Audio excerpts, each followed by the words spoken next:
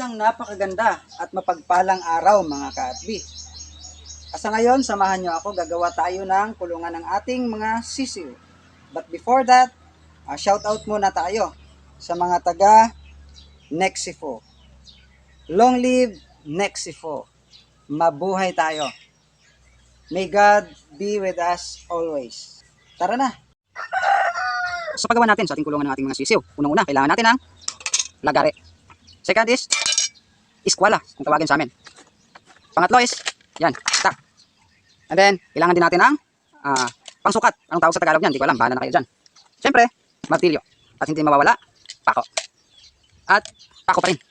At pangbiyak ng kawayan. So yan po yung mga kailangan natin. At siyempre, meron din tayong, yan po, kawayan. Ayan, hako tayo ng kawayan. Tapos, putulin ng kawayan.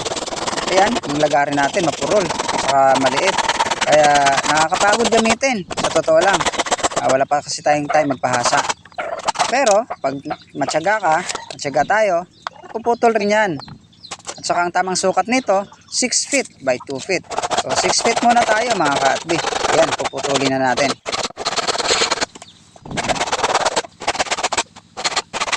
Ayan, naputol na. Saka maglinis na tayo ng ating mga kawayan. Bilis-bilis na natin kasi nakakainip pag sobrang tagal, hindi naman kagandahan. Ayan. Sige kuya, dahan-dahan lang, baka ikaw ay masugatan. Napakatulis pa naman, napakatalim ng iyong sandata eh. So yun mga ka-atbi, pag sa probinsya ka nakatira, walang ibang tutulong sa'yo kundi sarili mo. Kaya mas maiging sipag-sipagan. Dahil sa bandang dulo, makukuha mo rin kung ano yung gusto mo. Eto, malapit nang matapos to mga ka-atbi. Sa paglilinis ng kawayan, bawat edge ng pinagbiakan, dapat yun yung una mong lilinisan. Kasi kung hindi mo to gagawin, ang tendency nito, ikaw ay masugatan. Kasi napakatulis at napakatalim ng dulo niyan. Ganito lang magbiak ng kawayan. Kayang-kayang gawin kahit sino. Kaya ng bata, lalo na sa matanda. Ang importante lang sa paggawa, ikaw ay desidido. At syempre, kailangang mahal mo ang ginagawa mo para sa dulo, maging kapaki-pakinabang ang resulta nito. Yan, medyo nakakainip. At saka nakakapagod to gawin kasi ang dami mong dapat isaalang-alang. Ayan, mula sa pagpuputol ng kawayan, pagbibiyak ng kawayan, paglilinis ng kawayan, at saka pagtagpi-tagpi ng mga pinutol at biniyak mong kawayan. Puro kawayan. Pero sabi nga sa kasabihan, pag may tiyaga, may nilaga. Sana makapaglaga. Baka naman, nagugutom ako eh. So yan mga ka-atbi, malapit nang matapos to. At saka etong eksenang to, nasa part 3 to ng ating video. Ang kasunod nito, part 4 na at dulo ng video ito.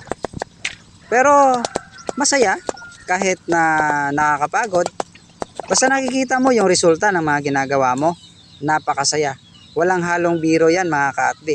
Kasi pag ikaw yung gumawa, tapos maganda yung naging resulta, ang tanging maiisip mo lang ay salamat at hindi ako napagod na ginawa ko to.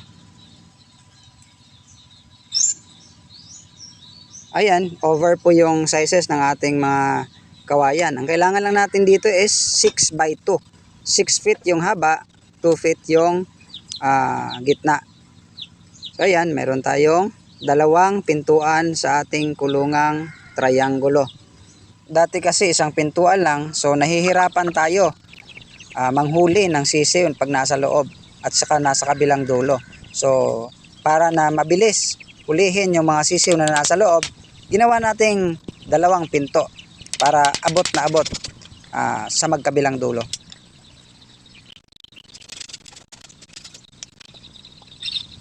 Yan, importante ito mga ka-atbi. Naglalagay tayo ng breeze para matibay at saka hindi gagalaw-galaw yung ating gawa. So kailangan yan kahit sa bahay. Palaging may breeze. Yan, breeze po tawag dyan sa kinakabit ko. So ito mga ka-atbi, part 4 na tayo. Huwag sana kayong magsawa na manood sa mga videong ina-upload ko. Salamat mga ka-atbi. Eto, bilis-bilisan na natin kasi alam ko naiinip na kayo. So yan, tagpiin natin yung ating ginawang ayan, kung anong nakikita nyo, yan yun. As you can see, hugis triangulo nga ang ating gawa. So panoorin natin hanggang matapos mga ka-atli. O dito, yan na, tapos na po.